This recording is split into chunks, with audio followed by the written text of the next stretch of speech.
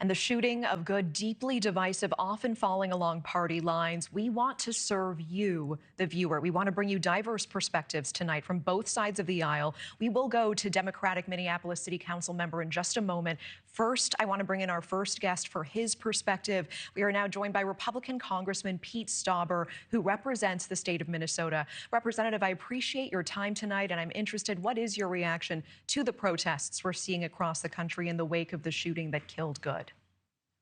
Listen, I mean, what happened the other day, it didn't have to happen. The individual in question, who has now passed away, was impeding federal law enforcement trying to do their due diligence in arresting violent illegal immigrants. Just over a month and a half ago, over 400 violent illegal immigrants were taken off the streets of Minneapolis by federal law enforcement officers. This included rapists, pedophiles, and murderers. You know, we're trying to make, I think that the federal law enforcement officers are trying to make the city safer.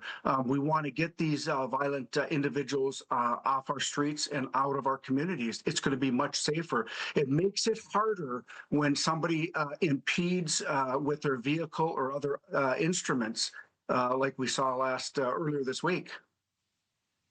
When you look at this video, when you look at the multiple angles that have surfaced so far, do you believe that the shooting was justified? Do you believe that this was self-defense?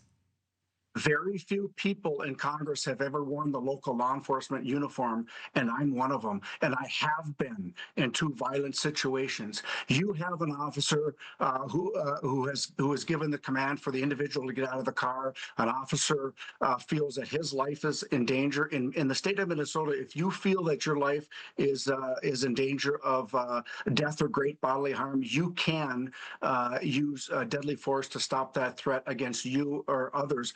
In cases like this, it's an instantaneous decision, and people are going to have their opinions on it. But until you've been in that situation, what was the officer thinking? Why did the individual, propel her car forward and striking the federal law enforcement officer?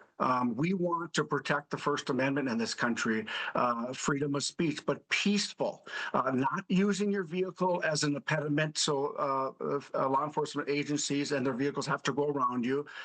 It's a situation that did not have to happen. We see state and local prosecutors asking the public to send pertinent information, to send videos to their offices in hopes of conducting an investigation, that it will be separate to the federal one. Do you support the state doing their own separate investigation?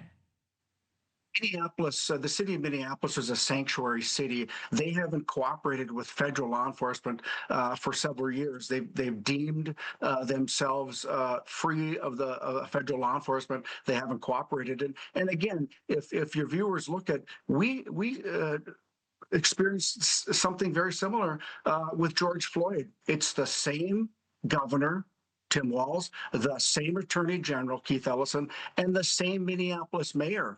We need a change, and right now we need calm and clarity. Let the federal FBI take the investigation and bring forth the truth and the facts. Many in the administration were quick to place blame squarely on Good, calling her a domestic terrorist. The vice president saying this was a tragedy of her own making. Are you confident there will be a fair and impartial investigation on the federal level? Yes. Finally, in a recent interview, you called Minnesota, the state you represent, a, quote, failed state. What do you mean by that? Well, we have an institutionally corrupt sham of a governor.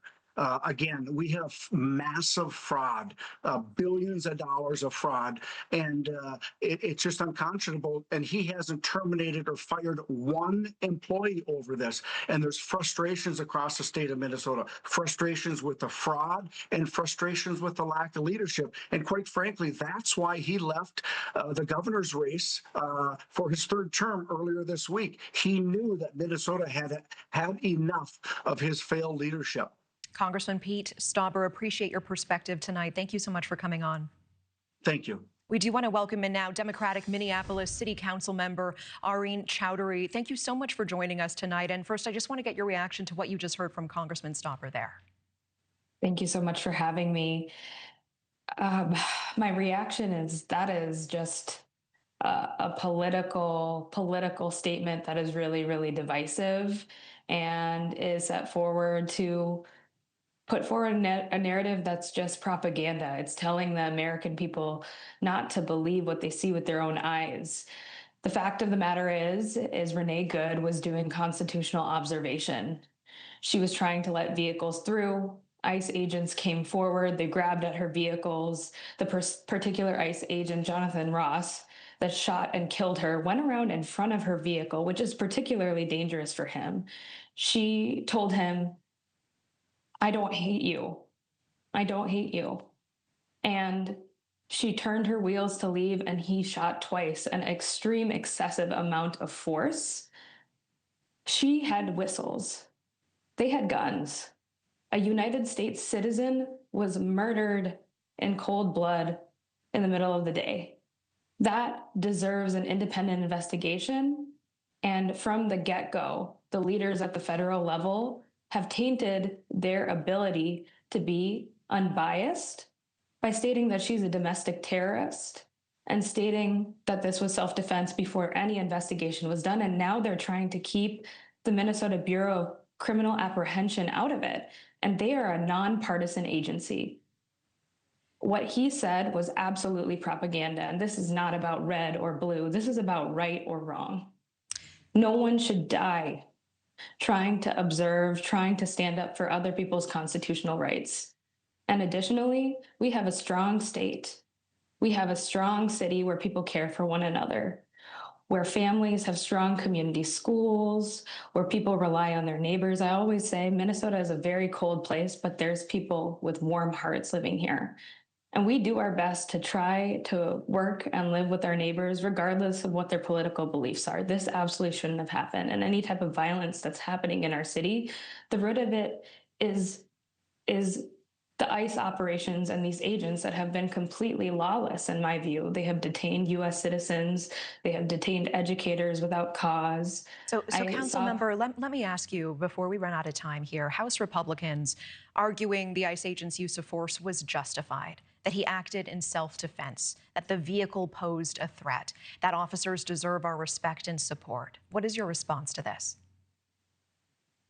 They have not seen an impartial investigation happen, so it is just propaganda to tell Minnesotans not to believe what they see with their own eyes. We can't normalize killing people in broad daylight. And I'll just say this, like, there have been many instances where any Minnesotan, any person has had an instance where a car is brushing up against them. Yes, it's scary, but we don't draw a weapon and shoot the person when that happens. One more question for you. Do you think we will see a fair and impartial investigation on the federal level? Are you concerned about the state's ability to investigate on their own?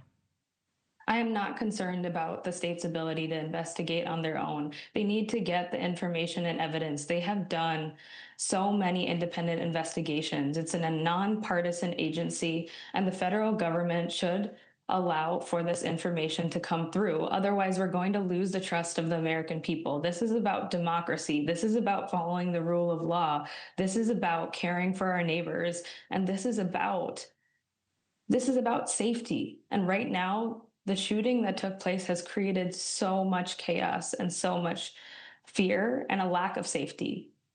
And that's all coming from the federal government at this point in Minnesota and in Minneapolis. Okay, I appreciate your perspective and making the time tonight. Councilmember Aurin Chowdhury, thank you so much. Thank you. Thank you for watching. Subscribe below and download our NewsNation app right now on your phone, and you will get fact-based, unbiased news for all Americans.